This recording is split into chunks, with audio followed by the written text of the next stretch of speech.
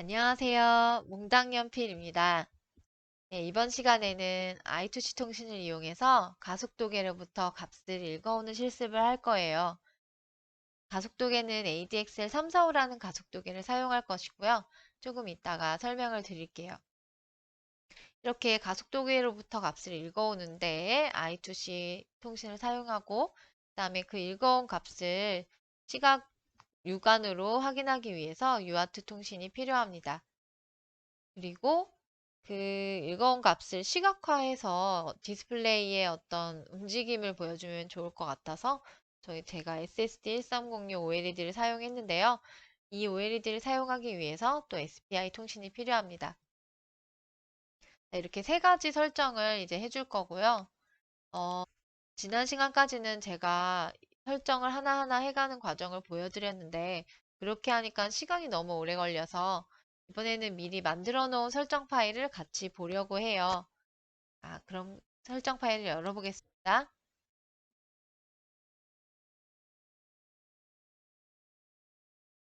네, 이렇게 설정된 파일을 불러왔습니다. 항상 하듯이 시스템 코어에서 클럭을 먼저 봐줄게요. 이 값이 크리스탈 세라믹 레조네이터를 해줬고요. 클럭 컨피규레이션에서 25였던 걸 8로 바꿔주고 SH2로 바꿔주고 HSE요.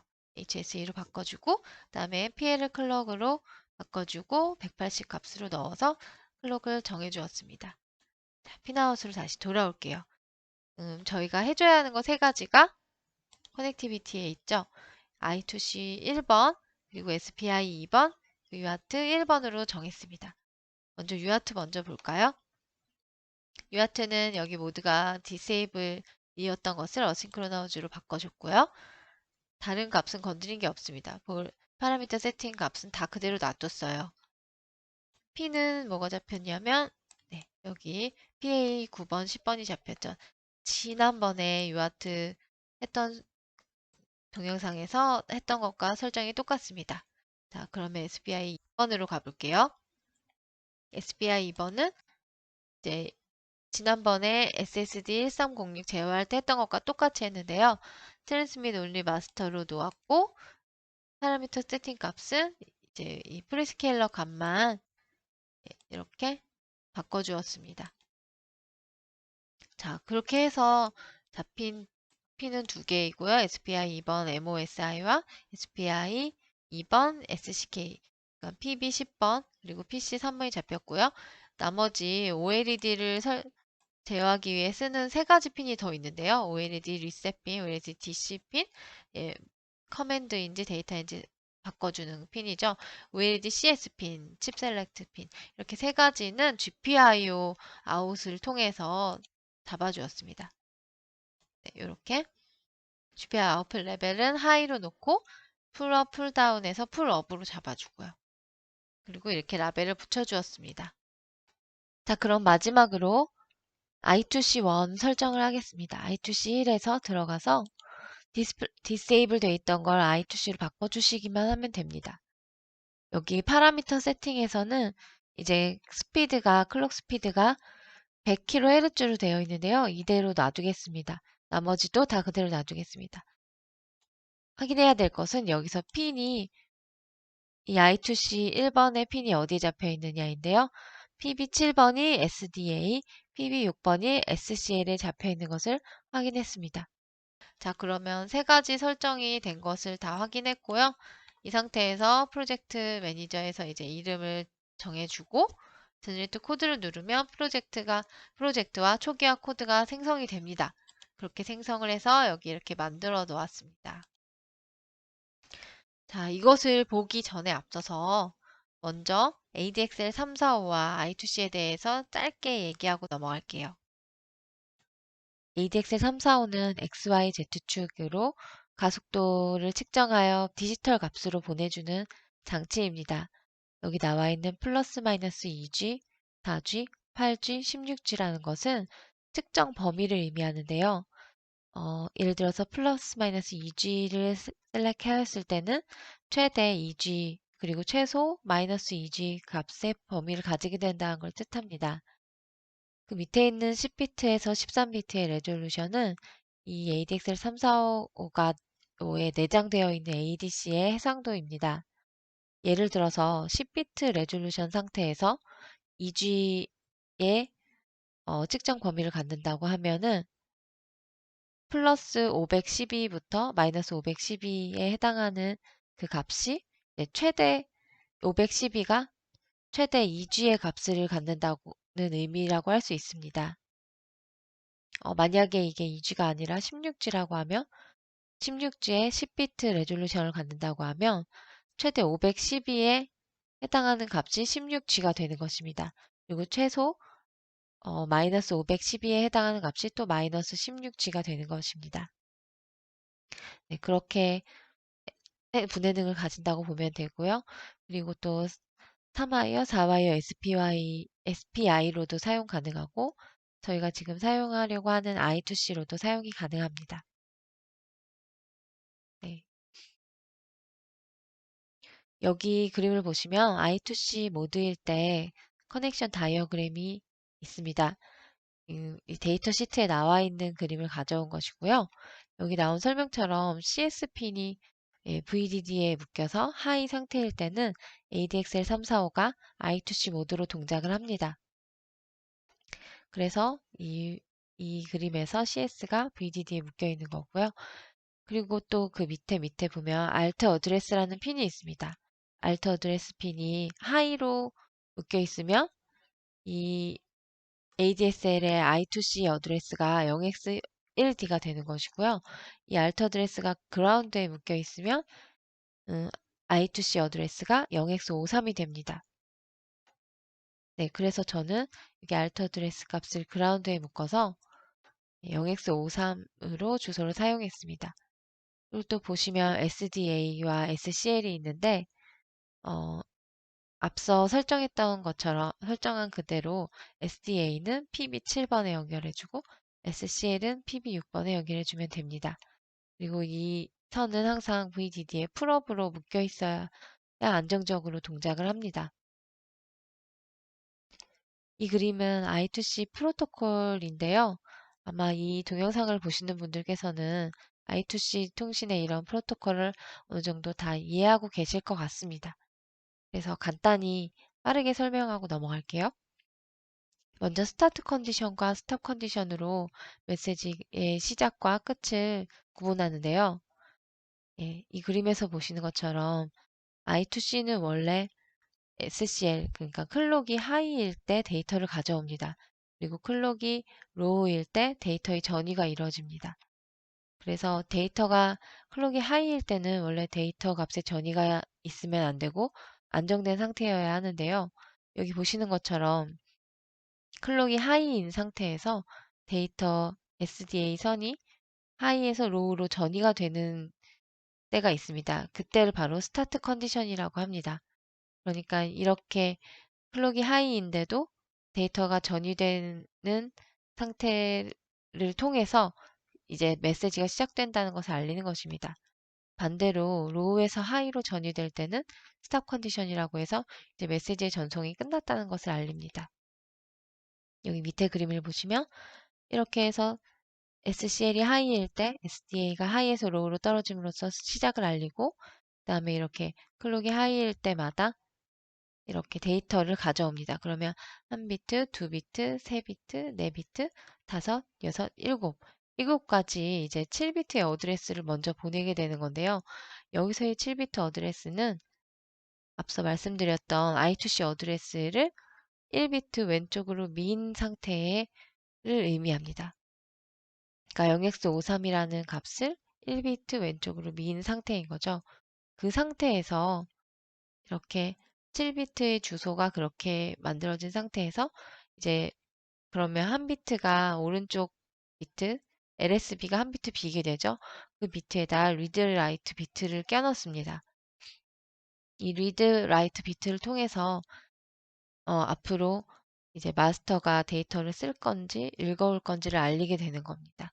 그러고 나면 슬레이브가 이 알았다는 신호를 주고 이렇게 전체 메시지의 형태는 이렇습니다. 이 그림도 ADXL 345 데이터 시트에서 가져온 것이고요. 여기 싱글 바이트 라이트를 보시면은 아까 방금 말씀드린 것처럼 스타트 컨디션으로 메시지의 시작을 알리고 슬레이브 어드레스 플러스 라이트에서 이렇게 8비트를 쭉 보냄으로써 이제 슬레이브에게 데이터를 쓸 것이라는 것을 미리 말해줍니다. 그런 다음에 답을 쓰려는 레지스터 어드레스를 먼저 써주고요. 그 다음에 데이터를 써주게 됩니다. 예, 싱글 바이트 리드를 보시면 이 레지스터 어드레스를 쓰는 것까지는 동일한데 그 다음에 다시 한번 스타트 컨디션을 만들어 준 다음에 그 다음에 슬레이브 어드레스와 이번에는 리드 비트를 껴넣어서 보내줍니다. 그러면 슬레이브가 알았다는 신호를 보내준 다음 이것도 한 비트입니다. 그런 다음에 데이터를 보내줍니다.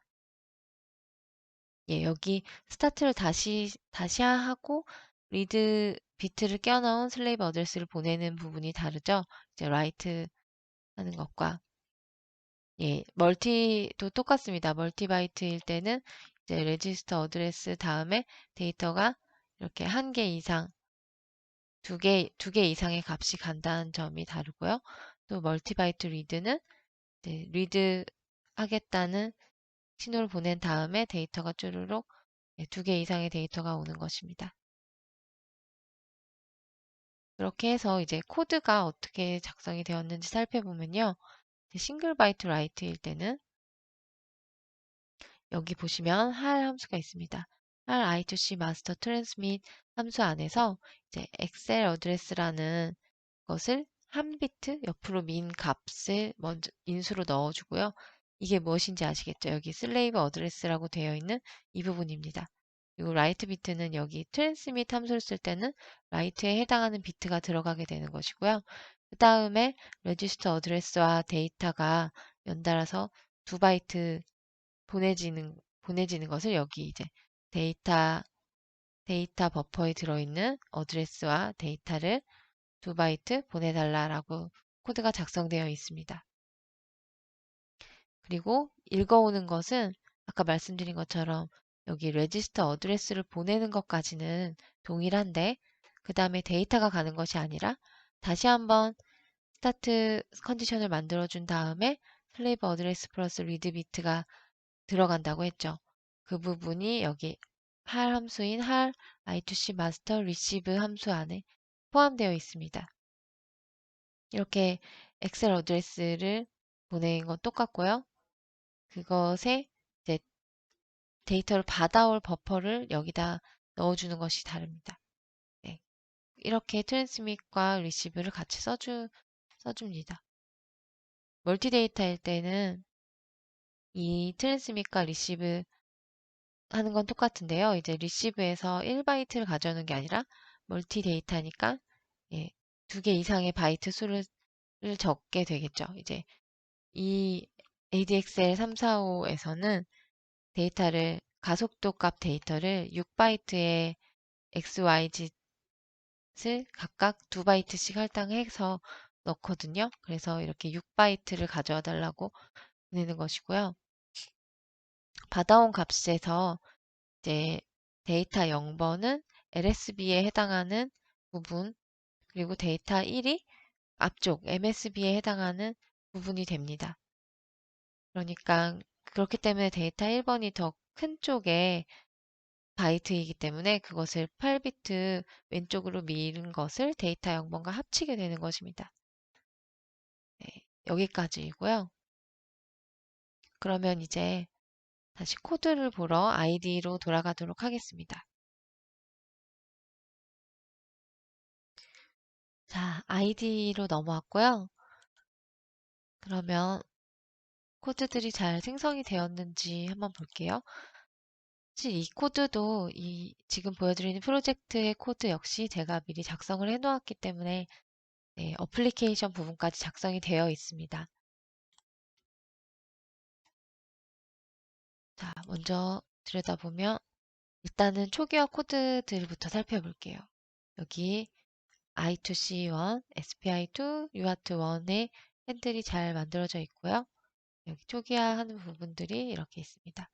그리고 이 부분은 UART에서 printf 문을 쓰기 위해서 껴넣은 함수이고요. 이것도 지난 시간에 같이 얘기했었어요. 그리고 이 부분은 네, U8G2 라이브러리를 쓰기 위해서 네, 여기서 넣어놓은 함수입니다. 여기 요 코드를 보시면 네, 지난 시간에 했던 내용이죠. U8G2의 그 콜백 함수들을 맞게 작성을 해놓으면 라이브러리를 사용할 수 있었죠. 그 부분입니다.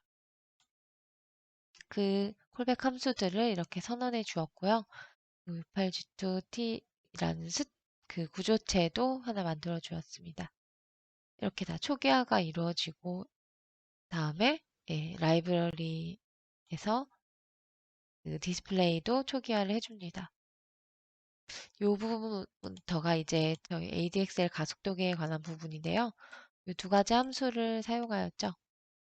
조금 이따가 설명드릴게요. 일단 쭉 본 다음에 이 부분은 제가 이제 어플리케이션에서 포인트를 띄워서 보는 것을 사용해서 들어가 있는 부분이고요. 일단은 넘어갈게요. 네, 여기 멀티데이터 리드 아까 보여드렸던 코드 멀티데이터 리드를 이용해서 각각 x, y, z라는 변수의 그 가속도계 값을 얻어옵니다.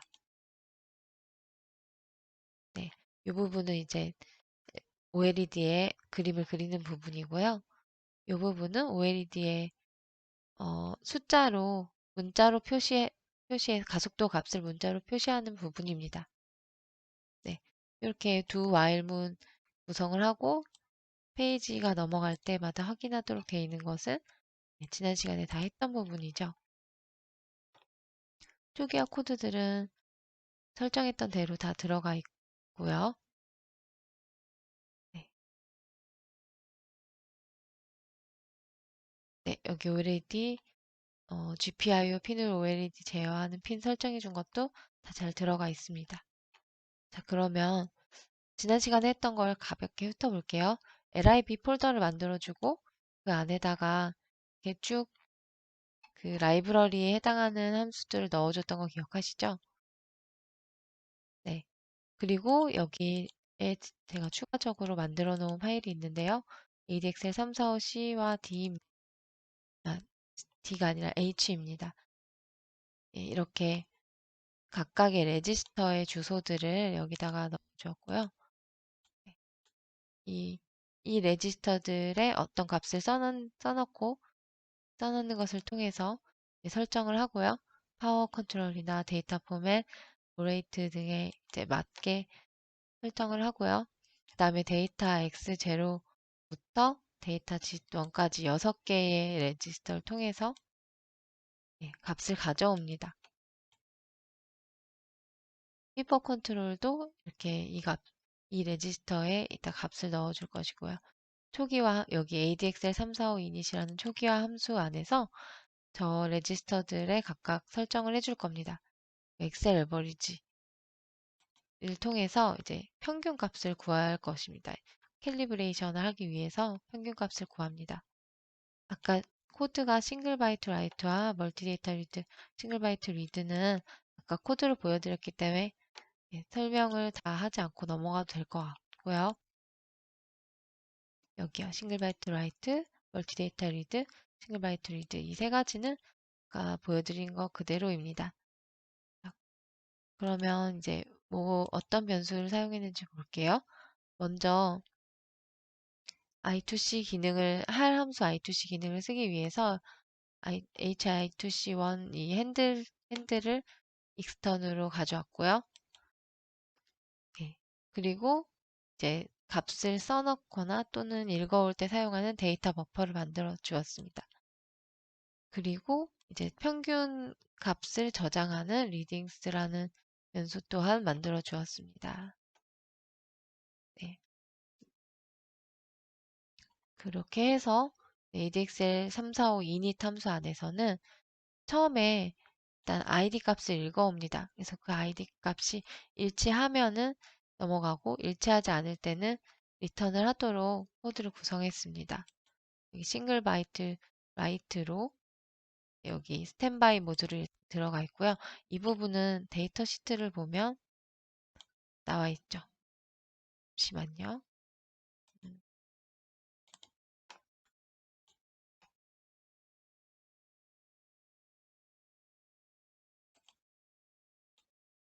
네, 여기 데이터 시트에서 레지스터 맵이 아니라 데피니션. 네, 여기 보면 아이디 코드가 0x225라는 것이 나와 있습니다. 네, 그리고 여기 쭉 보면은 음, 왜 안 움직이지? 네, 이렇게 쭉 각 레지스터별로 설명이 다 나와 있어요. 여기서 네, 여기 0x2D 파워 컨트롤 이 부분이 아까 살펴보던 부분이죠. 0x2D에 0x00을 넣어주면 여기 비트가 다 0이 되는 거죠. 그렇게 되면은 초기 상태가 되는 것입니다. 00. 자, 그럼 다음으로 넘어갈게요. 아이디를 가져오는 것, 아이디가 맞게 가져와졌으면 여기 이렇게 설정을 하는 값들을 넣어줍니다. 데이터 포맷에 0x08을 넣으면 풀 레졸루션 모드인데요. 요 부분에 해당하는 부분을 데이터 시트에서 좀 볼게요. 이게 데이터 포맷 주소가 데이터 포맷이 0x31번 레지스터에 있습니다. 0x31. x31로 가보죠. 네, 여기 있습니다. 0x31 데이터 포맷. 여기서 마지막 4개, 마지막에서 이제 D3에만 1이 들어가고 나머진 다 0이 들어가는 거죠. 풀 레졸루션 모드로 네, 이렇게 value 1 했을 때 device is in full resolution 모드라고 되어 있습니다. 그리고 레인지 비트는 00이 들어가니까 레인지는 플러스 2G부터 마이너스 2G가 되는 거네요.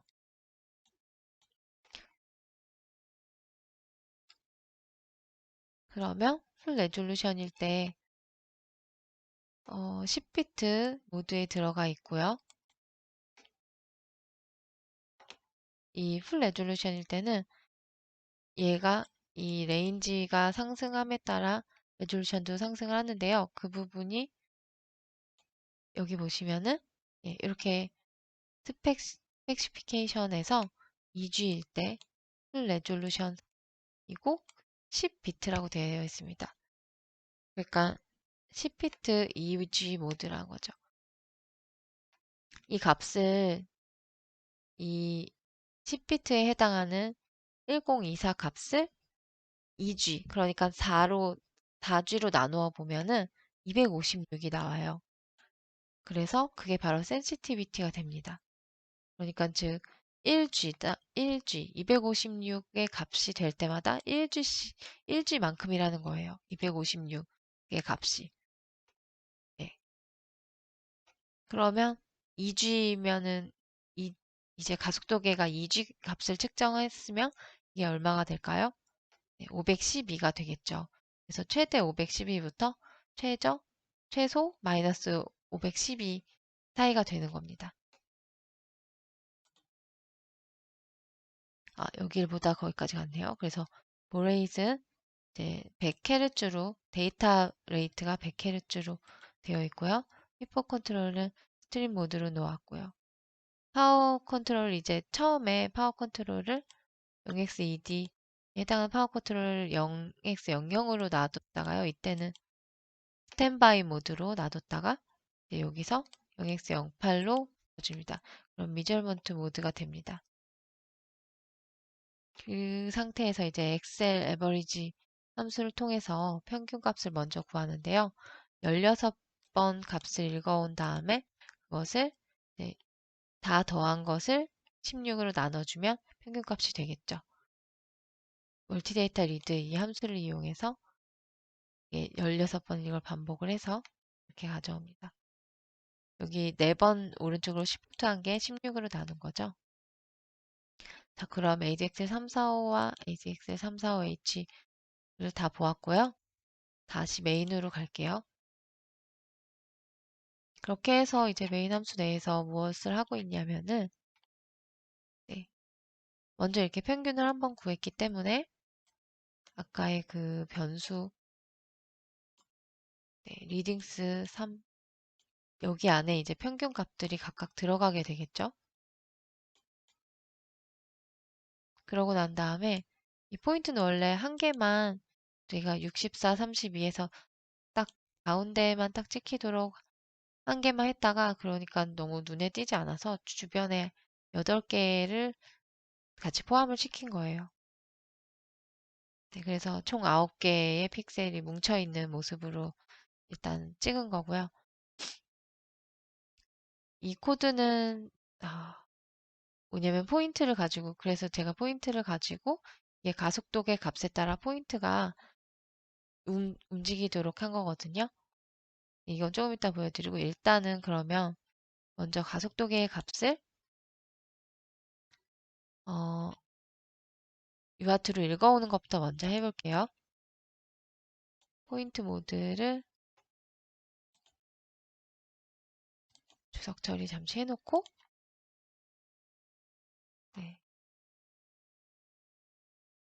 여기 printf에서 읽어온 값을 네, UART로 보내도록 하겠습니다.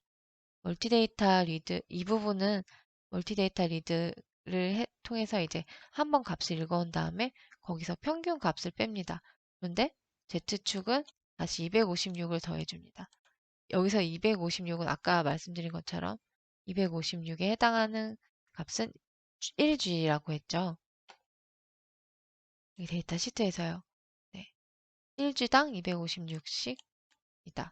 그러면 Z축이 256을 더해주는 이유는 이 가속도계가 이제 Z축이 위를 향하고 평행한 상태로 놓여 있을 때, 바닥과 평행한 상태로 놓여 있을 때, X, Y 쪽에는 가속도 값이 없는 상태이지만, Z축은 중력 가속도만큼의 값을 받고 있습니다. 그래서 그 값이 나타나게 돼요. 그런데, 그래서 평균 값도 당연히 그 값을 포함한 값이 나타나겠죠. 그래서 평균 값을 빼버리면 Z축은 들어가는 값에서 이제 이 원래 항상 들어가 있는 성분인 중력 가속도 성분이 빠지게 됩니다. 빠져버리게 됩니다. 그래서 그 부분을 다시 더해준 거예요. 자, 그러면 이 상태에서 먼저 UART로 찍어 볼게요. 물론 이 부분, 자, 먼저 빌드하고,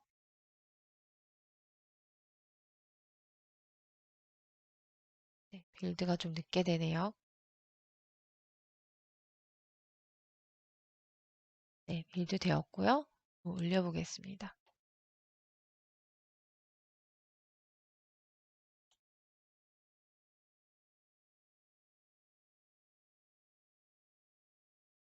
네, 올라가고 있습니다.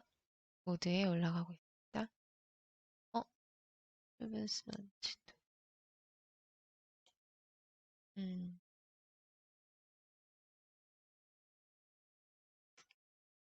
볼까요? 자, 여기에 터미널을 띄워서 한번 볼게요. 이번에는 리얼텀을 써보고 있습니다. 포트 16번이고, 보레이슨, 어디 갔지? 네, 요 값이죠. 오픈. 네, 이렇게 값이 잘 들어오고 있는 거 보이시나요? 네. 평행 상태로 그냥 놔두기 때문에 값이 x, y는 0이거나 1이지만 네, z축 값은 256이 나오고 있죠. 이렇게 확인을 했고요. 어디 갔지? 네, 이제 그 값을 저기에다 그 OLED 디스플레이 한번 띄워볼게요. 이렇게 먼저 x, y, g 값을 각각 읽어온 것을 예, 이 i2a 함수를 이용해서 버퍼에다가 문자열로 써줍니다. 여기는 x 값인데 Y를 한 이유는요. 제가 이제 브레드보드에다가 연결한 걸 보시면 이해가 가실 거예요.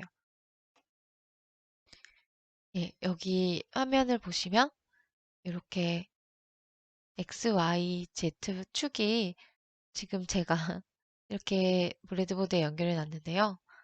보시면 X축이라고 써진 방향이 OLED에서는 Y에 해당하는 방향이죠. 또 Y축이라고 되어 있는 부분이 OLED에서는 X라고 해당하는 방향이 되어 있어요. 그래서 이렇게 아까 코드가 그래서 그렇게 된 것이고요. 네, 이렇게 한번 값이 어떻게 변하나 볼까요? 지금 이렇게 되면은 어느 축 값이 변화가 있게 되는 거죠?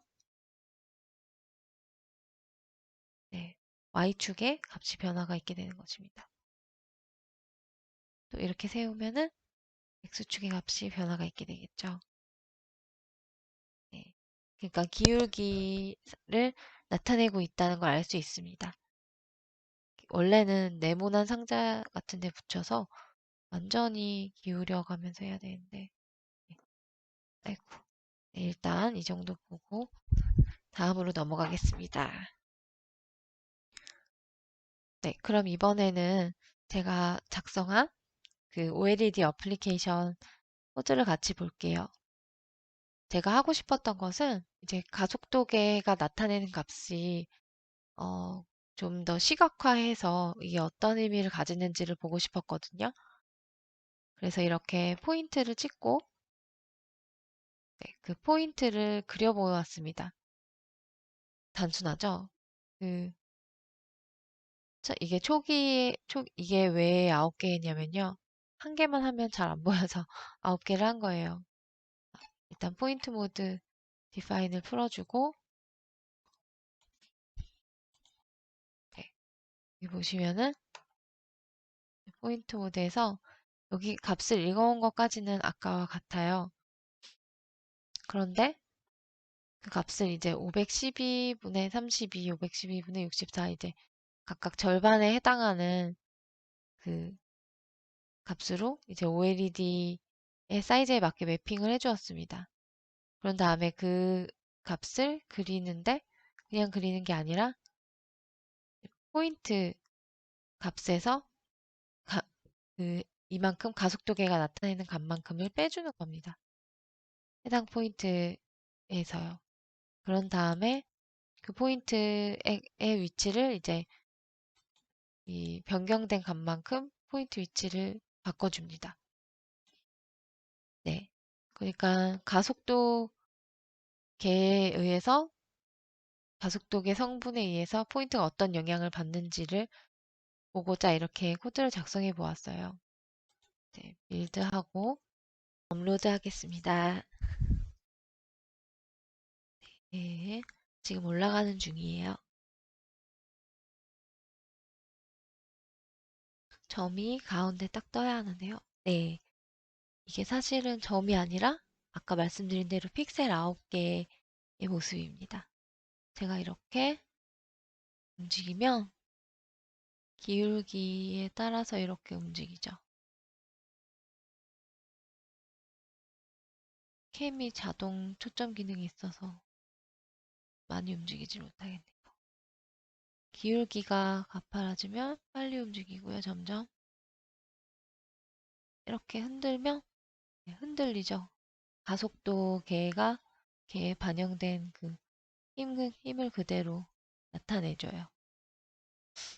전 이거를 픽셀을 좀 더 많이 해서 이렇게 예전에 어디서 봤는데 모래가 쏟아지는 것 같은 효과를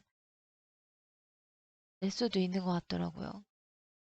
그래서 그걸 해보고 싶었는데 용량이 부족해서 그건 미처 못 해보고 이렇게 한 개의 픽셀로만 나타내 보았습니다.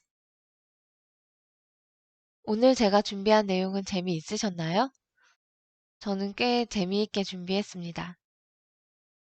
네, 그런데 보시는 분들께서도 그 재미를 느끼셨는지는 잘 모르겠네요. 음, 그러면 오늘은 여기서 이만 마치도록 하겠습니다. 여기까지 봐주신 여러분께 정말 감사드리고요. 다음 시간에 뵙도록 하겠습니다. 안녕히 계세요.